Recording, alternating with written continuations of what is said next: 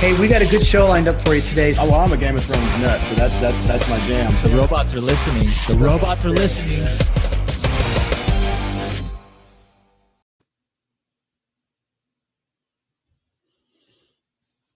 All right, I think we made it, folks. Welcome here to the Mobility Tech and Connectivity Show. This is our live weekly webcast on how we are connected and the way we get around. Today is Wednesday, February 10th. Happy hump day to you. I am Ryan Girardi, and we have a special let's bring it up. We have a special show lined up for you today. We're going to actually, this is very impromptu, put together over the last couple of days. I've got Joe Webb here, and I have Robin Shanley. So welcome to the stage.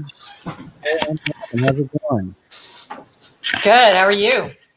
Pretty good. A little bit flustered. As I said, I had some interesting technology challenges. But what I'd like to do is, and I'm also kind of new to this platform as well. So I'm trying to bring up. Let's see if that works. Does that bring up my screen share, you guys? As of right now, no. No, it does not. Okay. So here's what we got to do. I need to get a little bit more organized here. So we're going to do this. Yeah, maybe run a comb through the hair. Yeah, well, the hair is kind of a lost cause at this point. Joe. Sometimes I wear a hat. Okay. So if I want to share my screen like I was trying to do, there we go. All right, I figured out. So, folks, we're live on YouTube. The show just kind of came together last minute and had some wonderful technical issues. But as you can see, we're here to talk about some of the Super Bowl commercials, the consumer experience, I like to say, because it's more than just the commercials. It's the halftime show. It's the pregame show. It's the game itself sometimes.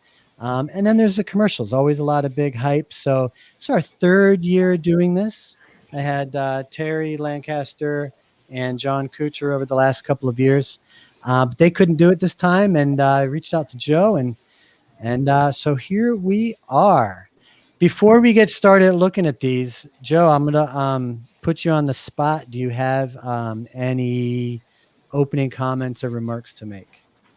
I mean, I will say I think the Super Bowl was less exciting than it typically is. I know they had 91.6 million viewers in the Super Bowl this year, which is it's a 9% drop from last season, and it is the lowest it's been since 2006. So you wonder how advertisers are happy with the money spent, knowing that nothing really has gone viral, so to speak. Nothing was really being talked about the next day. I've asked even some of my dealers what they thought about Super Bowl commercials for the last couple of days, and they're like, don't really remember. A lot of people didn't even watch it, and others are like, don't really remember. There was a couple good ones, and I said, which ones? I can't remember. So I don't know if that's how $5.6 million for a 30-second spot is best well spent, but inevitably, people love awareness, and I guess what I will say is really dreading going into the Super Bowl that we were going to be beat over the head with the typical doom and gloom. We're all in this together. There's a pandemic. We're with you. You're with us. You're like us. And I was really glad that some of them still tried to get away from that. Yeah, I think of the commercials that I gathered for today, 3 of them I think went that direction: Ford, Jeep, and Toyota, big time. But what else would Toyota do? I mean, that's just how they are. But yeah, I mean, I honestly didn't get to watch the commercials. It's a Super Bowl party, and there's all this going on, so I had to go back and do them. Now, Robin, you're in the advertising business, from what I understand. I am. Mm-hmm. So let me just so people know where you're coming from. Are you into football? Are you a football fan in any way? I mean, I watch the Super Bowl for the ads, of course, but can I say I'm a big Super Bowl fan? No. I mean, a good football fan? Not really. I mean, I don't watch it all the time. But love the Super Bowl. I mean, obviously, from an advertising standpoint, it's the big one. You know, people pay an absolute fortune to be in it.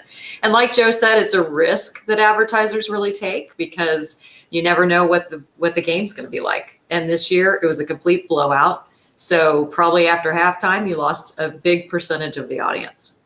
So, you know, I mean, it was an okay game. Really good for Tampa, though. It was really good for Tampa. I mean, compared to the Rams Patriots was it last year? No, the year before. Right. I mean, that was just like, it was like painful. If I wasn't going to do this show on the review, I probably would have turned that game off. But I think bringing up the 10% drop, I mean, you still had over 91 million people that they could identify as having watched the game. But what's happening now is there's a lot more ways to get access to the product kind of through the dark web. And I won't even be shy. I know of a service. It's like you can pay as little as $1 a month and have, you know, basically every NFL game streamed to your computer. Okay, well, make sure you put that in the chat. Exactly. Put that in the notes. I should do that. For another 50 cents, you get every movie before it comes out. So I have to, you know, I guess I wonder myself, which is, you know, how many people are accessing the game that authorities are not really able to track and identify. I think that number is growing. But yeah, with COVID and circumstantially everything going on, yeah, fewer people are going to watch the game. I mean, I'm a football fan, and I admit I watch it just as much for the commercials as I do the game. And if I'm going to get up and use a restroom or get up and grab a beverage, I am going to do it during a game during the game rather than during the play. Yeah. Yeah. Because then you can always get the replay anyway if you need it. Yeah. All right. So let's set a goal today. I've picked out about a dozen, mostly automotive and anything related to mobility tech. I'll play a video and we'll each take turns opining on it. And then, maybe we can come to a consensus afterward and either crown the best and the worst of the ones selected. All right, here we go. We're going to start with. This message is brought to you by UberEats. Probably my favorite. They're not clean. I'm not? No. Hold on. Got to start all over. Hey, everyone. Welcome to Waynesboro. Party on, Wayne. Party on, Garth. As a local access show, we want everyone to support local restaurants. But we'd never manipulate you the way all these other commercials do. These guys are so good. Sure. That's really sad. Totally. We're better than that. Yeah, we'd never shamelessly rely on a celebrity cameo. Right, Cardi B? Yeah, eat local. Or jump on the latest trend. Eat local.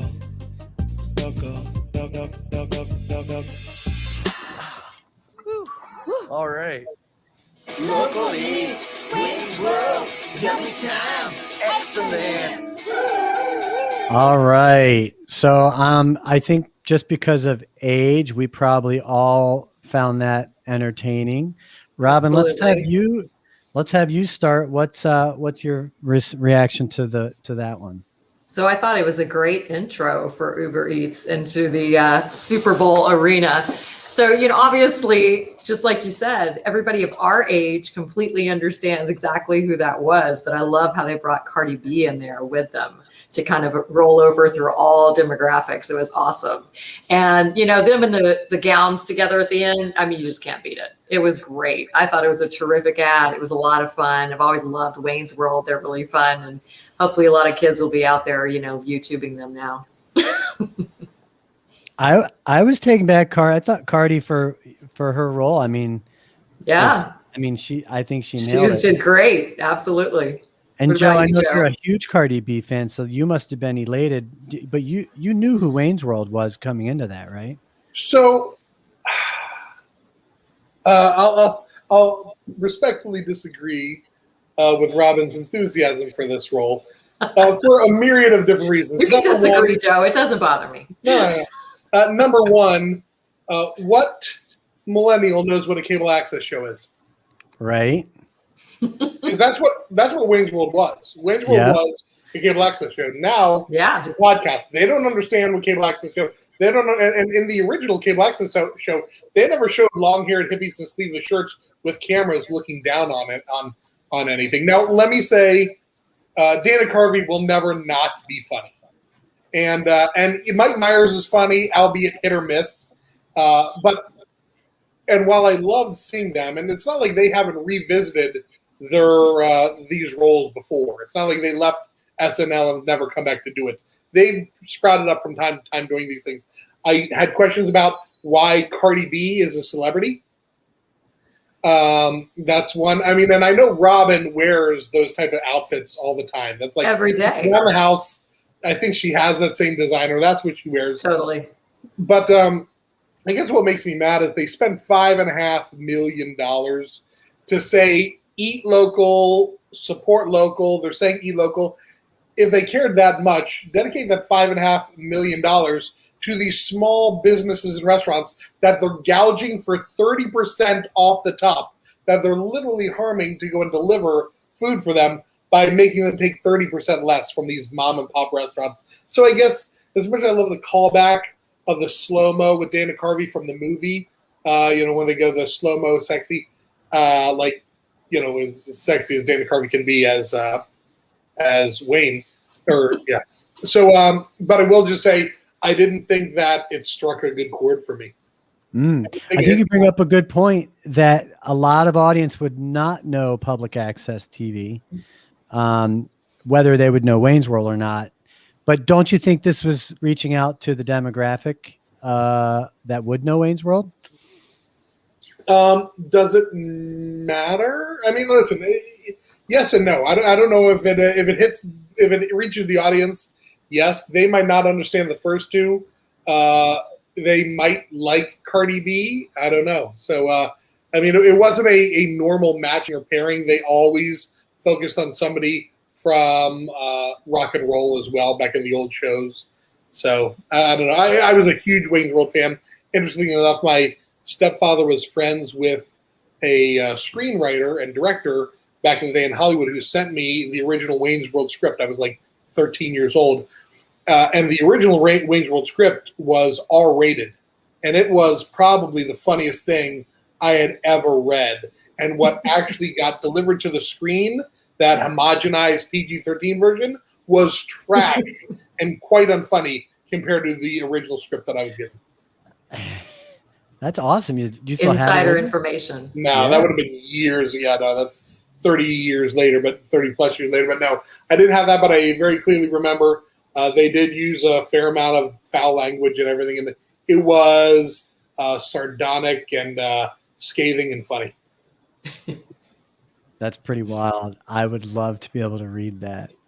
All right. So true. Let's go to Amazon, making Alexa not just human, but male and a little bit sexy too. Let's make sure I got this right and we'll play. Here we go. It's just flawless, isn't it? I think so. Yeah. I mean, I literally couldn't imagine a more beautiful vessel for Alexa to be inside. Alexa, how many tablespoons are in a cup? Now, if you don't know Michael B. Jordan, tablespoons in a cup. Are you just out of the loop? Got here? Why are you cooking? Yes. Who's that? Yeah, definitely. Turn on the sprinklers. Honey, I already ran the sprinklers. Things are getting way too wet around here. Alexa, dim the lights.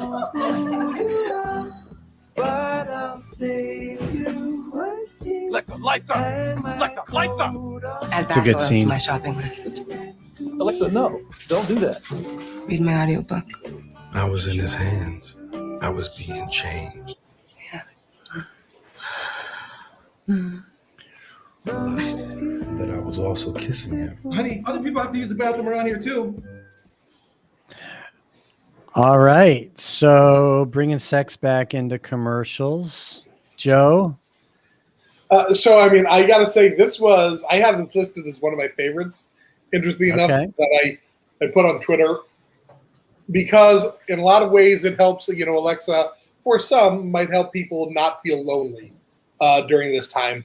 I will say they cast it perfectly. I don't know who the actress was, but she was excellent. And that breath at the end that she gives against the glass was literally sexy. But like, I could listen to those two just talking back and forth all day long. It doesn't matter if you don't know who Michael B. Jordan is, because the dude is an attractive guy, and I think it has this weird, sexy vibe between a person and technology, sort of like the movie Her did. If you saw the movie Her with Joaquin Phoenix, and then cut into that, the husband that always has a look on his face like his wife just ordered another back massager from Amazon, and it's just I really liked how they cut back and forth between this. Like, he's now the odd man out, and I thought it was just interesting. It's a nice way to remind you that you can just talk to somebody, have somebody around, and that a small ball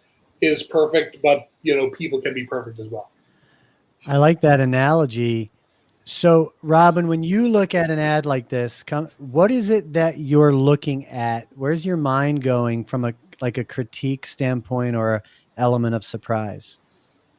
So I think the ad is, like Joe said, I think that because it is about technology, but you're using all of these true human feelings and emotions to relate to the ball of technology, I think it is right on point.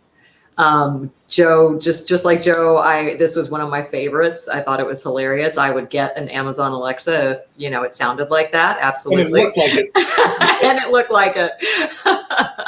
So I thought they did a fabulous job with this one. Again, the actress in it, I think, made it. She was fabulous.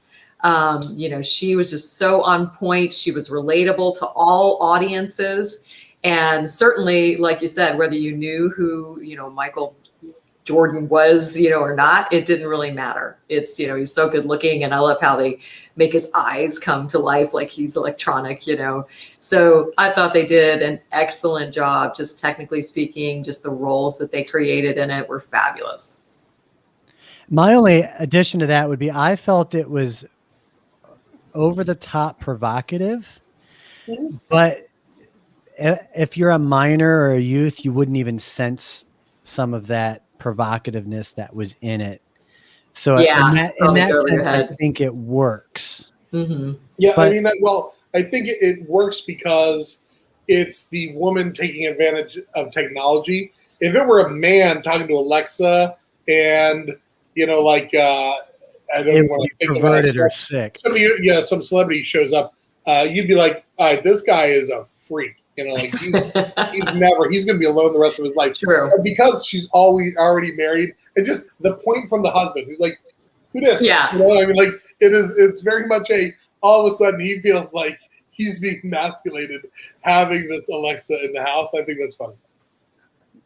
I think that was the best scene in the commercial was, him running because his wife's in it. So Joe, that one's at the top of your list. So, all right. Well received by everyone. Okay. So, those are the only two that I would say, meet what I'd call the technology and connectivity. The others that we have here are, do I have my screen up? Yeah, I do. Are automotive. Now here's Vroom. Joe, being in the industry, you probably saw the preemptive backlash coming from the auto industry, knowing this was coming out, right? Yeah, it's nothing new for the auto industry. We've been attacked by, the dealership retail automotive world has been attacked by vendors for years and years, whether it be AutoTrader, Cars.com, TrueCar. This is nothing new for us. And while, it's nothing new for us. So, and listen, as a person who is very well known for my comedic videos making fun of car sales, I don't hate it.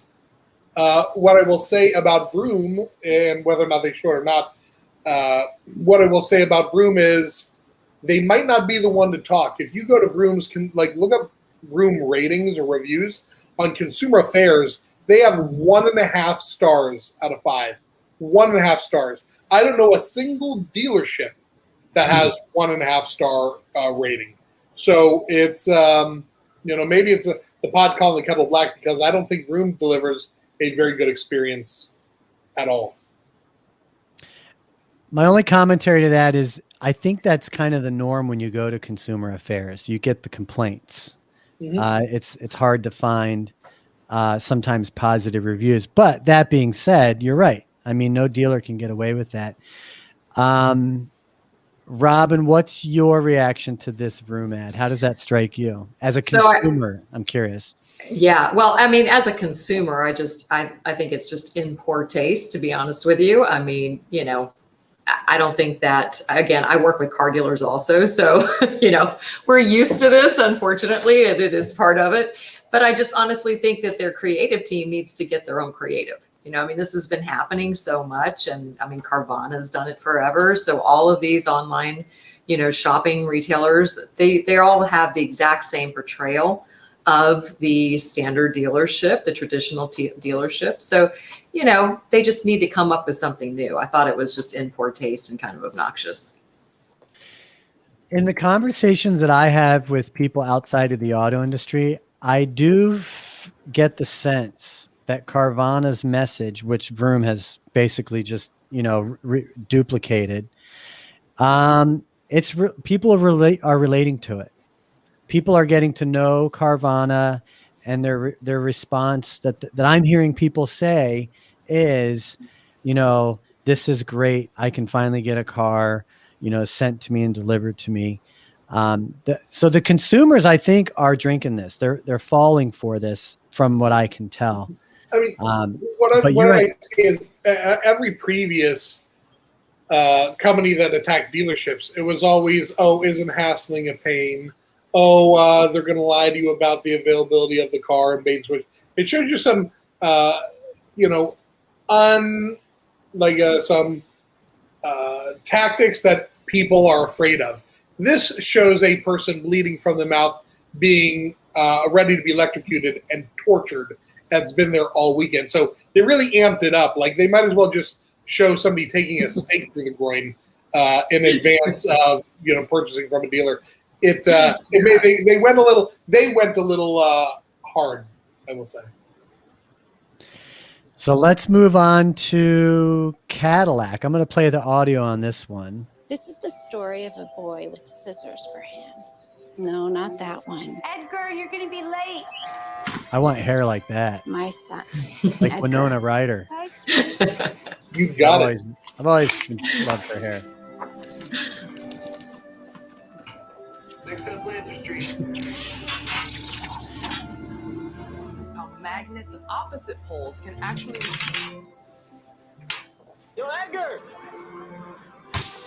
Now, Robin, while this is playing, you know, going back to the Wayne's World ad, where, as Joe pointed out, if you didn't grow up in the pre-90s, you wouldn't even know what public access TV is.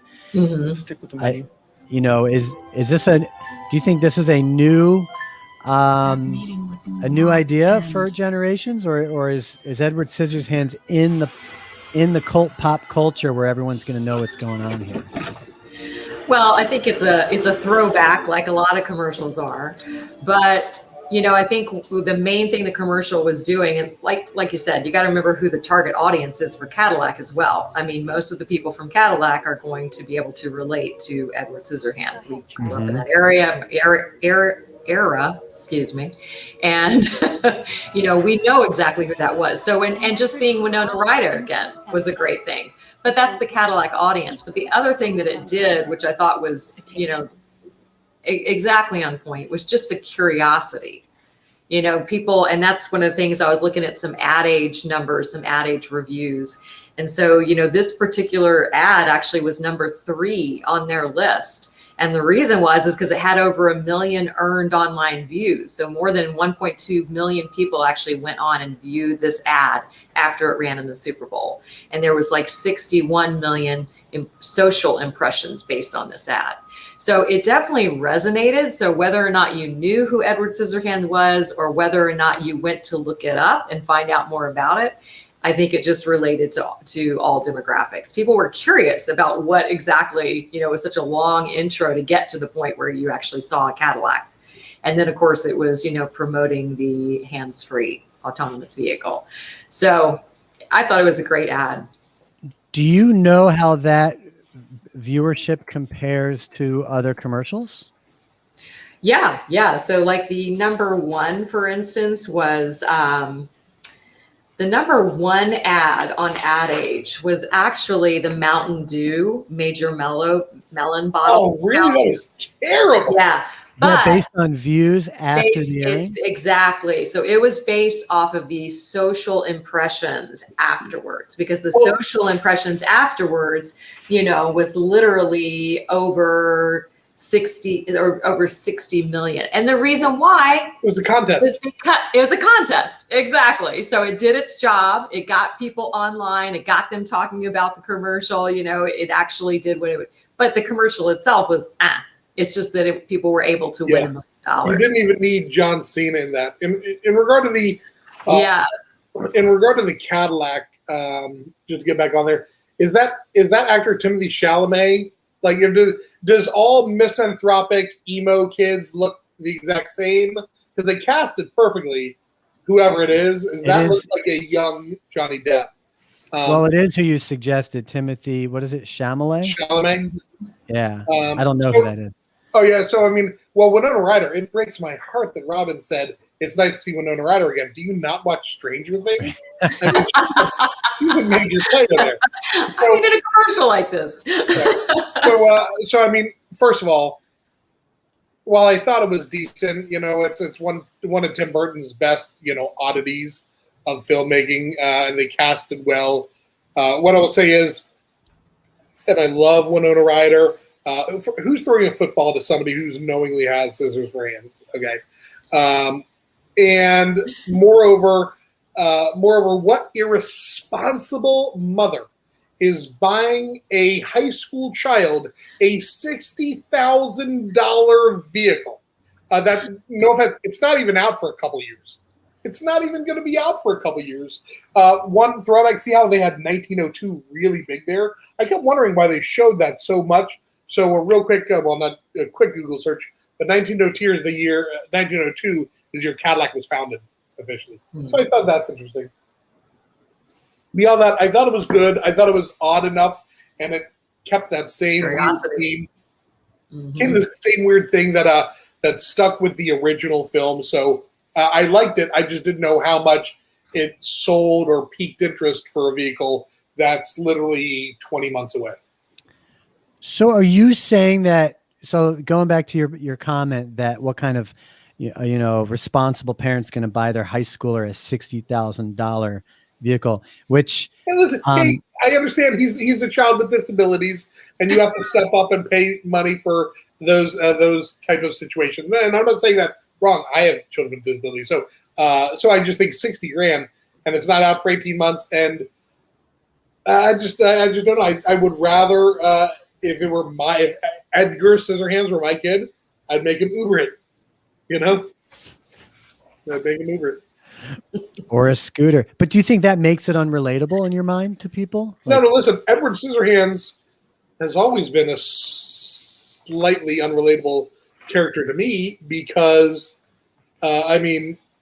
he's such a outcast. He's such a malcontent, if you will, that I think I called him misanthropic before. He's so disconnected from everybody else in that world that that's got to be Robin. It's somebody else in the world that I guess I never really related to him, but I always enjoyed the character from a fictional standpoint. And I like the fact that he has a child, but now he appears to be a deadbeat dad, not around. You just there's a surprise. Yeah. Well, so my only commentary on that is that they were focusing on the autonomous driving capabilities, and that is new to be a primary focus. And before I forget, if there's one thing I think's become real evident, it was through the Super Bowl, was that electric vehicles are really they're crossing that chasm right now and breaking through into mainstream, and you can see the advertisers pushing for that. So here, I'll go to Volvo's Yeah. Let's start with Volvo's here. They have 3 features they're focused on. You're not sharing it, by the way. Oh, my apologies. Let me start this all over. Thank you, Joe. Hold on. Here we go. Boom. The audio's coming through. Yeah. So they're focused on the safety, which I think Volvo is synonymous with. Electric plug-in. Now, this was weird.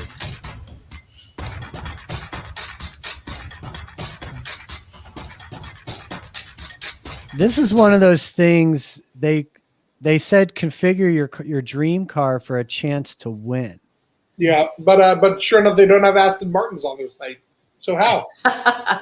I mean, what I'll just say is I love that Volvo focuses on safety. They know their niche. They know what's special about them. Have you ever seen? It's one of my favorite movies about advertising ever. It's called Crazy People with Dudley Moore. Oh, it's been Never a while. seen it. Crazy People with Dudley Moore is my favorite movie about advertising ever. And it's about a guy who goes crazy, and he goes to a mental hospital, and they start creating truthful ads. And I'll always associate Volvo with that movie because the crazy people in the mental hospital created one that just says Volvo. They're boxy, but they're good.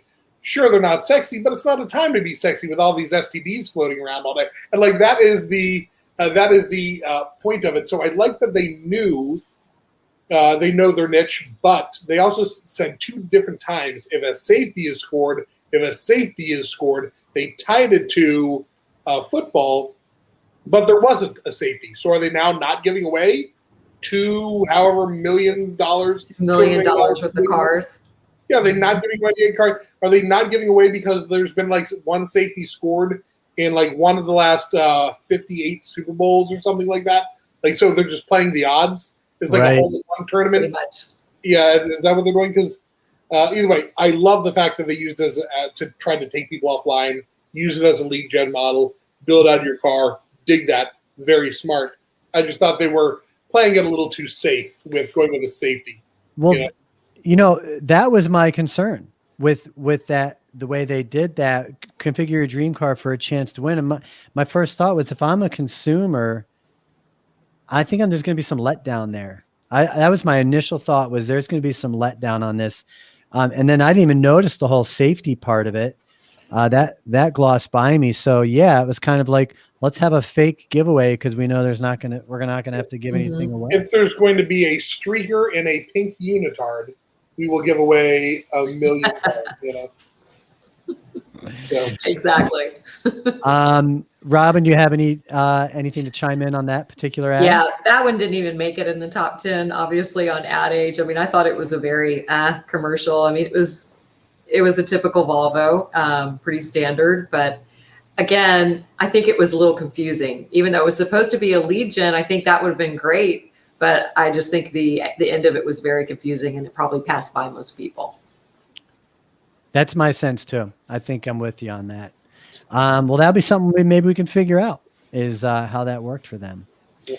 Okay, this one's fun. I'm clueless half the time, but there's something going on with General Motors and then Audi. Let me go ahead and play this. Did you know that Norway sells way more electric cars per capita than the US? Norway. Well, I won't stand for it. Come on. With GM's new Ultium battery, we're going to crush those losers. Crush them! I think Will Ferrell definitely has the COVID look down. It's my daughter's birthday. He does. Meet me in Norway. Hey, I watched this in advance of Super Bowl Sunday because it's online.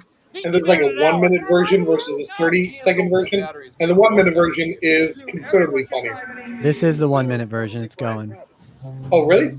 No, well, then I saw one that's longer. Because he says, why are you dressed like a pirate? He's like, it's my daughter's birthday. She's got a thing. And he says, Norway's building more cars. Can you come with it? Come with me. And he says, can I say goodbye to my daughter? He says, no. He's like, okay. And he shuts the door behind him and he runs off. and that wasn't in either of the ads. And I saw that too. The funniest joke. Okay. So they had like an alternate version, which isn't uncommon. Yeah. Now, am I out of the loop? How did because Audi? I'm going to play the Audi one that it's like in response. So, Robin, is there something going on that maybe the advertising community is privy to? No, I mean, not that I know of. Joe, do you know anything? Because I was a little confused on how this all worked together, but I loved them. I thought the ads were terrific, but I was still confused on how General Motors and I don't know. But Audi's ads, if I can say, they were great. I thought they were horrible. Here, yeah. Maybe I missed something. I thought the first one was okay. The second one wasn't. Norway is the best country in the universe. How can you hate this? How can you hate us? Me. I thought he was going to crash here. So, okay, Joe, is there any sort of inside story that somebody would have known about? No, the only thing that I'd heard about is that Ford and Volkswagen a while back were doing some joint stuff on electric vehicles. So, like, I know that Ford and VW like teamed up or did some partnership to push a joint global effort towards EVs, and then as far as I know, Ford and Audi, the only partnership they have is about like 5G, putting 5G Qualcomm in their vehicles. So I really like I like the General Motors one. I actually I enjoyed that General Motors one. I thought Will Ferrell knows his, Will Ferrell plays the perfect guy of I'm stupid, but I'm super confident about it, so I don't really know I'm stupid. And he gets away with that role in everything he's ever played. He's got no other. That's his typecast, and he did it to perfection here. Awkwafina is insanely funny and insanely talented, and they gave her very little to do. Kenan Thompson is, immensely talented. He should take over Saturday Night Live, and they may not have given him enough to do either. So this is Tormund Giantsbane from Game of Thrones. If you haven't watched Game of Thrones, you don't know who this dude is. Right. Well, I did see from researching that he's one of the actors in Game of Thrones. Yeah, I mean, he's a monster beast of a funny, crazy, tough, redheaded man, and nothing really phases him at all in the movie. So I thought it was funny that he sort of teared up and cried a little bit. But I mean, the whole salmon fight, jump the shark, didn't make a lot of sense to me. I felt that that third one was wholly unnecessary. Yeah. This one, again, he doesn't bring much to the one table. was the one that actually correlated to the one with Will Ferrell was good, because you see the globe that he had, so you tie those in together. Right. So I thought it was interesting that they partnered together to really promote the EVs, which is great. I thought it was a really fun way to do it. Is it going to sell them more cars? But for the partnership, trying to promote the EVs, okay. I thought that was fun. The salmon one, I didn't. I was like, what's that about? Well, it's a knock on Norwegians, which to me seems like a double standard, because if you mock someone about race or ethnicity, right? It's not, but if you're from Norway, you're allowed to. Like, it just seems like a double standard to me, and we see it all the time. But I don't know. GM's ad is phenomenal. It was phenomenal. Yeah, I mean, but it is, just so we're all clear, GM and Audi had to have orchestrated these. Obviously, they were in it together. Oh yeah. That's great. But Will Ferrell, I thought he was his ancestry or something. May have been from either Denmark or Norway or whatever, because he's named his kids like Anvil or Anson and Magnuson or something. Like, he's named his guy, so he has a direct sort of connection sort of to there. I think General Motors could have made a more of a political statement. So it's like, Norway thinks they're so great with their complete universal health care and the requirement to pay teachers more, and amazing medicine, and the fact that police officers have to go through a year and a half of training rather than like 5 weeks before they become like they could have really beat Americans' heads down with how great Norway is in some of their some of their structure as a company. But I know they didn't want to turn on America. They're an American car maker. But I mean, either way, it could have gone in a fun political way, and I don't think anybody would have minded. Well, a lot of people would have, but it would have had more people talking. Yeah, would have made a statement though. Yeah. All right, so I think the last three that I have are I put in the sentimental category. You've got Ford finishing strong. You've got Toyota focusing on Jessica Long's story. And then I think this Jeep one's gone. And the Jeep one's getting a lot of publicity. Robin, what do you know about the Jeep ad? I'll look for it while you're talking. Yeah. So the Jeep ad, let's see, for earned online views, it actually had over 5.4 million. So it was really, really big. And social, 97 million social impressions. But the reason for that, again, what Ad Age was saying is it wasn't because people necessarily loved the ad. There was a lot of controversy in it. People felt like it was preachy, but again, it was, you had both sides of the fence. I know, Joe, you're going to talk about the boss, which I understand, but, having him as a part of this ad, I was actually reading that the gentleman who produced this TV commercial, who's a big TV commercial producer, has been trying to get him to actually be a part of an automotive commercial for a long time. So Bruce Springsteen has never said yes. And because of the script and because of the time, he agreed to do it. So, and he was wildly involved in the full production of it. So I think, again, some people absolutely hated it, but the reality is it created a ton of talk and chatter. So it was very timely, and I was looking for. So Bruce recently released a movie, and it's pretty much a music. It's like a concert in a barn, and I couldn't find it. I was trying to find this last night, and I lucky you. Well, this whole theme was they basically took the theme of his movie. Mm-hmm. He basically already made the soup. They just had to change the go in and change the script. Mm-hmm. So for Bruce, it was kind of like it was maybe more of like an ode to his filmmaking that he had done. But you wouldn't know that from the commercial if you hadn't seen. And I just happened to have watched it a few months ago, and that's how I knew about it. But it sounds like. Yeah, I mean, well, listen, he's dressed nice, but the dude's from New Jersey and he's in a cowboy hat. Okay, he's from New Jersey. Everybody who knows me as a friend knows that Bruce Springsteen's on my list of 5 people I'd pay to fight. 5 people that you'd pay to what? Pay to fight. That I'd pay to fight. Oh, okay. I just think he's dressed really well there. I just didn't think he brought anything. You could have cast literally anyone in that role, and it would have been the exact same commercial. You try to replace Will Ferrell with somebody, it's going to fall apart.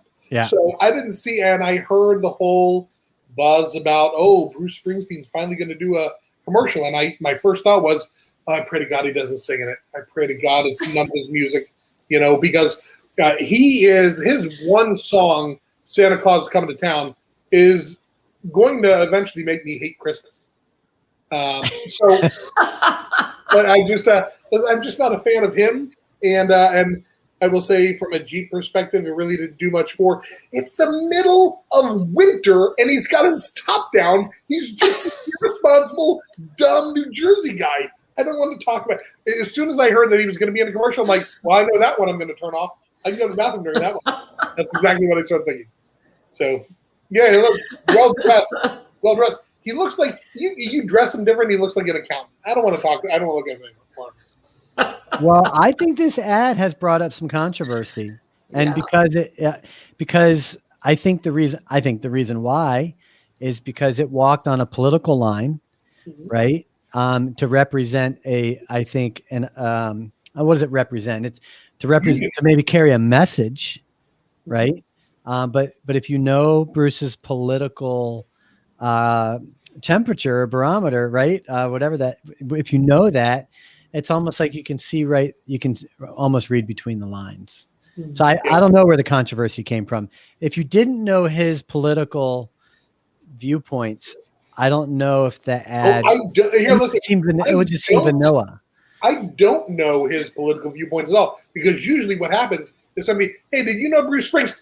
Like, and I just like, I will have already left. So what's your thing with him? I don't have one. That's you just don't like his music. I know. Yeah. Why? It's a little bit of everything. A little bit of everything. Yeah. He's not for everybody. Yeah. No. No, he's not. I trust me. He's not. What was this one? Well, hold on. So are we as a group giving the Jeep ad a thumbs down? Yeah. Yeah. Because it was out of context or maybe disingenuous?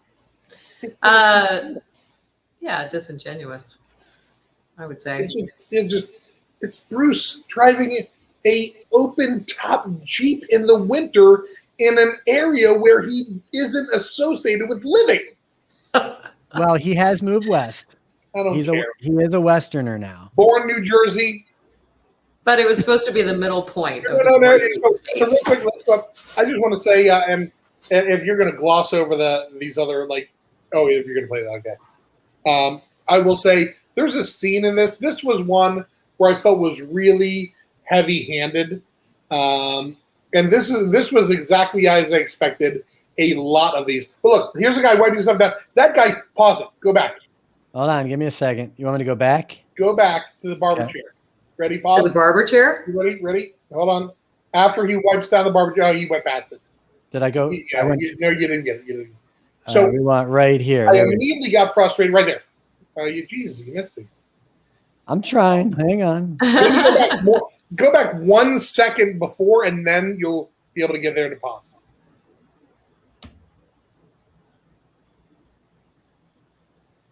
Here it comes. There. Okay. What are we looking for? I know. He's getting ready.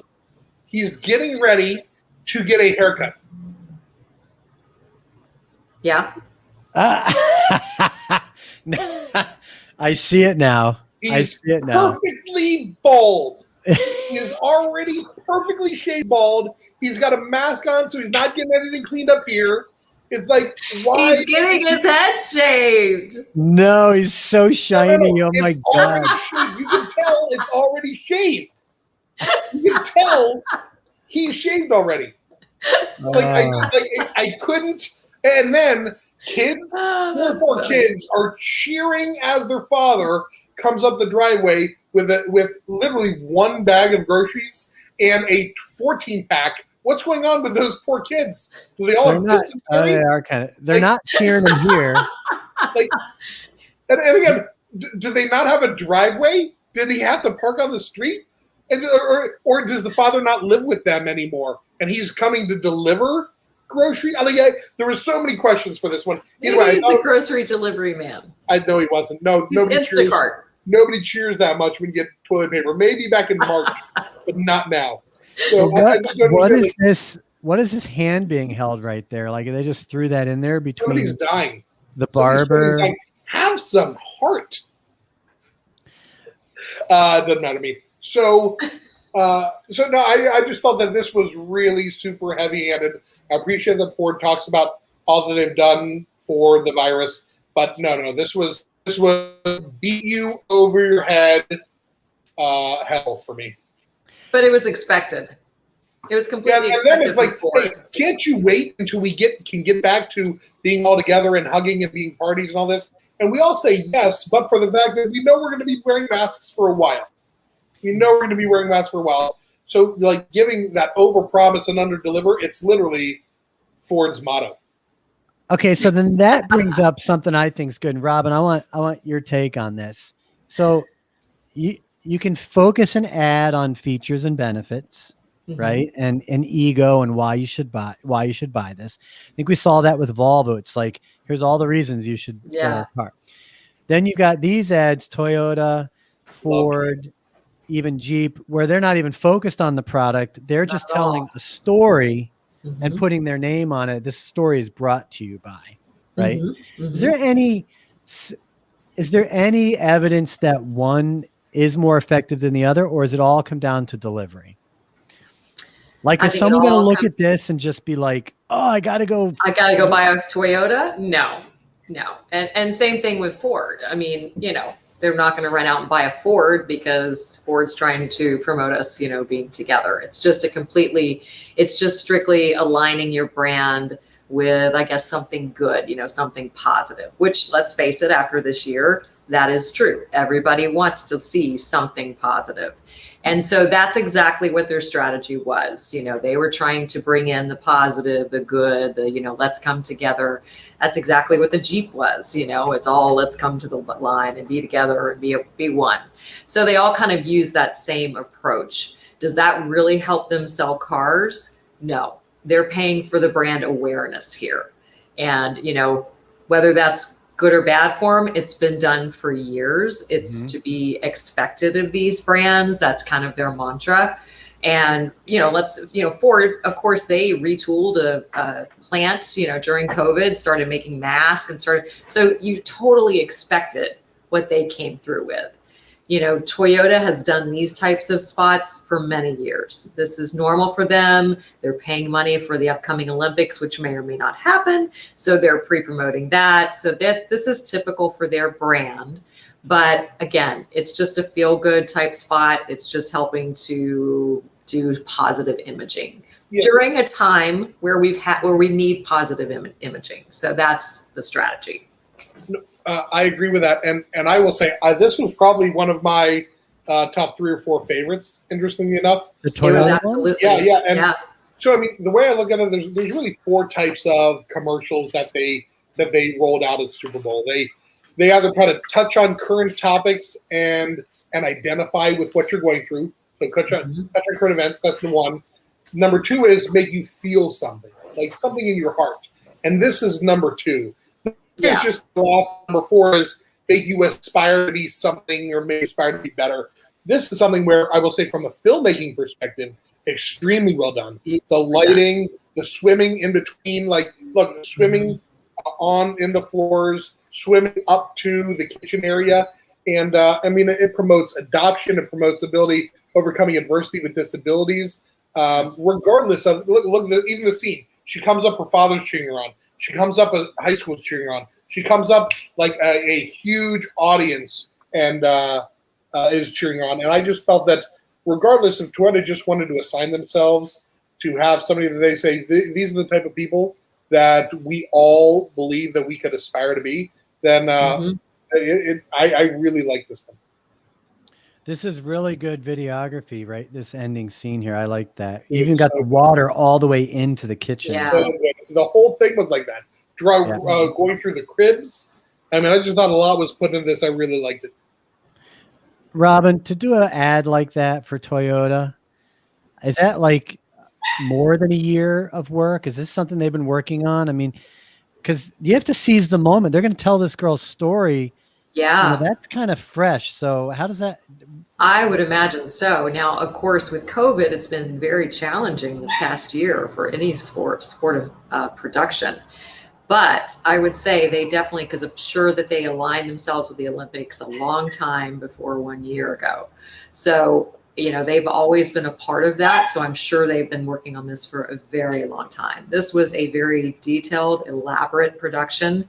And so I'm sure it's been a long time in the making. And I'm going back to the Cadillac ad too, with Edward ScissorHands, also being like a short film. Almost. Yeah, it really was. Right? Yeah. So you guys are impressed with this. Okay. You like it. And it sounded like you were going to feel this was, heavy-handed and hokey type of stuff because it didn't relate to the brand. But as I said, if you're going to, feel good or do heartwarming, you do it well, and they did it. I find Toyota's advertising is some of probably the most effective at just constantly putting messages and visuals out there that people can relate to, that has substance to it, and that doesn't doesn't turn you away from the brand, right? There's nothing about a I- Toyota ad that makes you go, I would never buy a Toyota. Like, No. I think they just do a great job reaching the masses Mm-hmm. with their ads, and I think it's effective. I mean, Google didn't do an ad this year, but Google usually does an extremely effective ad that always makes me like, damn, man, I felt something. You know, that's pretty typical. So, All right, so that gets a thumbs up for you guys. Yep. Let's see. We did Jeep. We did the Ford one. Okay. The last one here that aired, I picked. We don't need to listen to it. The State Farm one. I'll go ahead and play it. I like this. I like how Geico and Prudential have these themes and they build on them. I thought it was smart that State Farm brought Patrick Mahomes in with Aaron Rodgers. They're bridging generations. Now they're bringing in Drake, who's a big sports fan, but he's a musician. So I don't know. This is well done. They're building on a good theme. Pretty effective. Robin, what's your thoughts on this? So this was number 5 actually on the Ad Age reporting. So, and that's strictly because the social impressions were like 180 million social impressions. And so, you know, that has to come from the stardom that's in it, obviously. The guy that plays the State Farm guy, what's his name? Oh, I forget. I don't know who that is. Jake from State Farm. Jake from State Farm. Anyway, he is very endearing, and you know, people definitely know him now. So comparing him and putting him in these spots with Drake and all the other stars, and like you said, they had that generational gap between the two football players was awesome. But I thought the commercial was okay. You know, it had a lot of stars in it, and that's what created that social engagement that happened after airing. But I just thought the actual commercial itself was, I didn't think it was that thrilling. But it was number 5 on Ad Age. I'm surprised by that. Me too. So, I was too. Joe, you might appreciate this. I thought that was Bob Schneider at first. I had to take a double. Rob Schneider? That's Rob Paul Schneider. Rudd. He's the only decent part of the ad. Well, listen, Drake. But that's not him, is it? Drake holds his own. Paul Rudd and Drake, they're the only things good about the ad, because Drake actually does have some good acting chops and comedic timing. Paul Rudd is hilarious. Mr. Discount Double Check Aaron Rodgers is trash. He always will be trash to me. He's only that's ever Paul won. Rudd. That's Paul Rudd. But Aaron Rodgers has only ever won one Super Bowl, much like Patrick Mahomes after this year, and I just dislike Aaron Rodgers, and he can't please a woman, and it's well known. And as a Bears fan, I won't enjoy anything with Aaron Rodgers in it, and I will never get State Farm because of it. So that actually turns you off the ad. Aaron and the Rodgers people in it. turns me off of ever getting State Farm. Who's your insurance provider, Robin? Is it State Farm? No. I switched to insurance recently, and it's been great. So. All right. Good tip. Now, who knows about this one?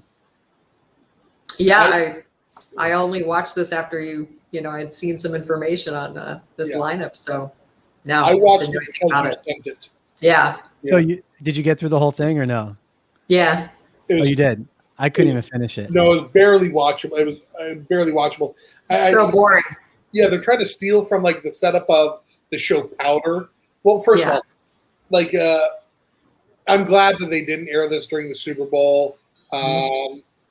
Unless their audience or their target demographic and driver is a wildly unable, disconnected Eastern European hipster or something. That looks like he's going to spout philosophy and tell me why my grass isn't cut correctly. Yeah. Like, I don't know why they're trying to say this person is worth aspiring to be like him, because he just doesn't have a likable face. He's got a jerk face. He's got a Bono from YouTube, Jimmy Fallon jerk face that nobody ever wants to look at. And I don't know why they would have picked him. I'm blanking on the name. I want to say Jeff the Big Chill, who's the main character, looks just like him. Yeah. He's the Big huge. Chill, not Kevin Klein. And I'm not even Kevin Klein.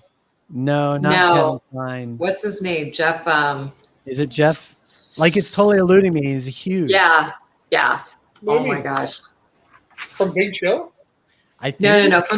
He was in The Fly and everything. The Oh, Fly. Jeff Goldblum. Yes, Jeff Goldblum. That's- There you go. There you go. That's what they were trying to portray in this. Yeah. When he came out, yes, but like, look, when they look over, they're like, "Oh, look, these women stop just to stare at a guy because he has a white Porsche who stops literally where you're not supposed to park anyway." I don't see. And look, he's always alone. He's mostly alone. Nobody wants to be with him. So is the Porsche going to keep him company? Going to have to. Well, Porsche was smart to not air the ad. I know. I think we all agree on that. Yes. What's funny is they made a 3-minute film out of this, and it's It's not a film. It's garbage. It's introspective about this guy that literally, the more I have to watch this right now, the more he's getting added to my list of people I pay to fight. all right. It's gone. It's gone. All right, Robin. Any that we didn't cover that you think deserves some mention, either on either thumbs up or thumbs down mention? Okay, so the Matthew McConaughey. I mean, you have to mention it with the Doritos. That was It funny. was so polar opposite of his normal Cadillac commercials, and it definitely piqued the curiosity. Again, Lincoln. it was one. Lincoln. It was us. It was 6 on Ad Age. Oh, I'm sorry, Lincoln. She caught it. I was curious if that was a Freudian slip or if you thought it was. I know. Well, because so many times you see great advertising, but even for a couple of months, and you're like, I love that ad, but I don't know But what. I don't remember who. for. Yeah, exactly. But that was clever. I that was well done. Yeah. Did you ever see Saturday Night Live? Jim Carrey makes fun of Matthew McConaughey doing the Lincoln ads, and they're so funny. Oh, It's yeah. so good. It's So good. hilarious. I will say I really enjoyed the Rocket Mortgage and Tracy Morgan ones. Oh, like, yeah. from a comedy perspective, but like the certain is better.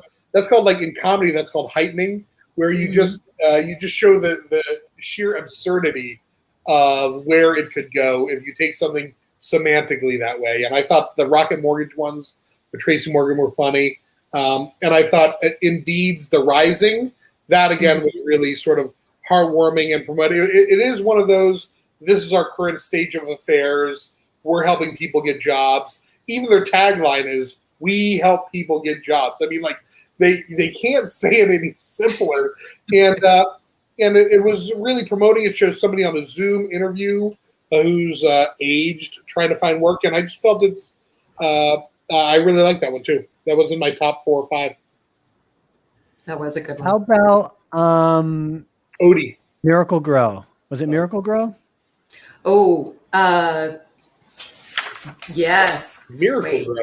No. Yeah, It was, John Travolta. I found it. Okay. it was a good one.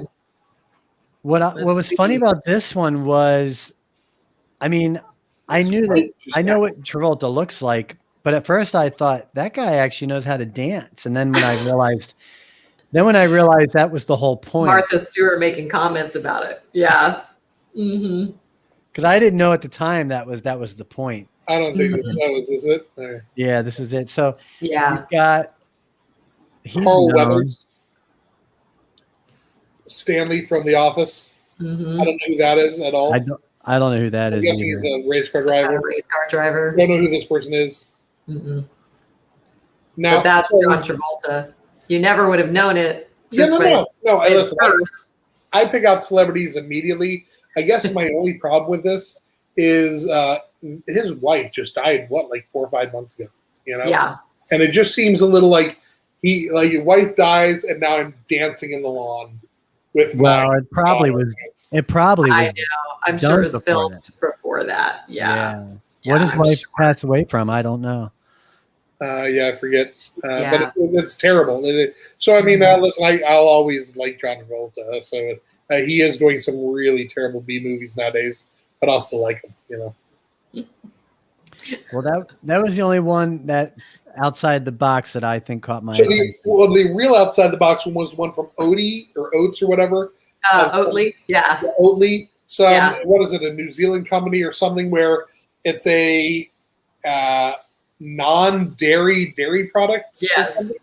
And it was made in 2014. It was banned in Sweden, and he spent $5.5 million to bring it back and air it again. And all it is him singing a very annoying yet slightly catchy, stupid song in a field. Just the CEO, yep. Singing on a old keyboard, and it's one of those where it's so terrible. I talked about it the next day. Yeah.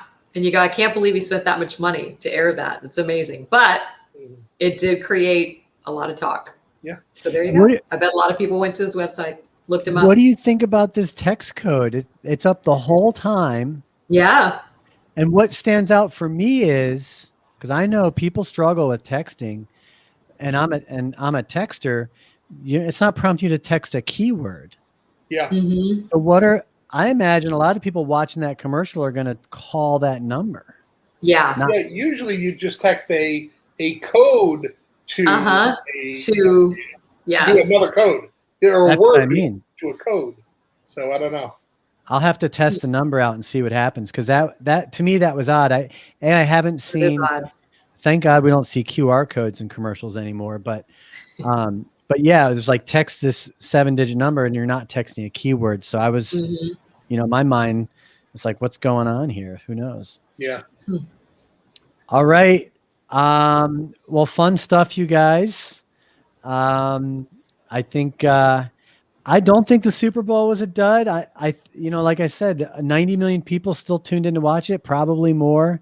But this was definitely the first Super Bowl where I literally don't think I got to watch the commercials during the game because of what was going on. I had to come back the next day and start watching them. I watched the full game and I enjoyed the game. Despite it being a blowout, and the commercials were. I think the commercials, interestingly enough, for me, were a little better than they've been the last couple of years. I think the commercials the last couple of years have been more frustrating to me. So. I like it. I always have said sooner or later, if I ever get any of my fun videos to go viral about automotive, I will put out I'll put out a demand or a petition to get signed by dealers around the world to allow me to actually create a Super Bowl commercial on behalf of their dealers, for a major OEM on behalf of the dealers, that I can finally paint what automotive dealerships do to the community in the right way. Because I think that maybe the I'd like to see that, Joe. Overly promoting, Paralympic swimmers as much as that's great, and start promoting all the people that make their brands successful down in their communities. And I'd love to be the one to champion that. Truthfully, I already have 3 of the ads written, but I don't know. I'd say you're probably all down the road. Well, I'm sure Joe Churro would get behind you with that, and he's got the resources to put something like that together. So maybe we'll see. Maybe we'll be critiquing your commercial next year. He's too busy making his daily grateful posts or whatever it is. Being grateful every day. Yeah. All right, you guys. Thanks for doing this. I know we went a little bit over time, but a lot of fun. Good chatting with you and good content. Joe, thanks for inviting Robin. I appreciate Thank you, Ryan. Nice seeing you, Robin. You too, Joe. Bye, Ryan. Good to meet you. Bye. Bye. All right, everybody. So Joe Webb from Dealer Knows Consulting and Robin Shanley from Shanley Advertising. And we just went through Super Bowl 55 commercials. I am Ryan Girardi. This was a kind of just a last minute planned event. We'll be back next week. We have Advanced Auto Retail and Consumer Experience. I have an Uber driver coming on as our guest. And we'll be back next week, 1 week from today. Be sure, folks, to text the keyword autoconverse to 64600 and have this show sent to your phone each week before we go live. Enjoy the rest of your day and the rest of your week, and we'll see you soon. Take care, everyone.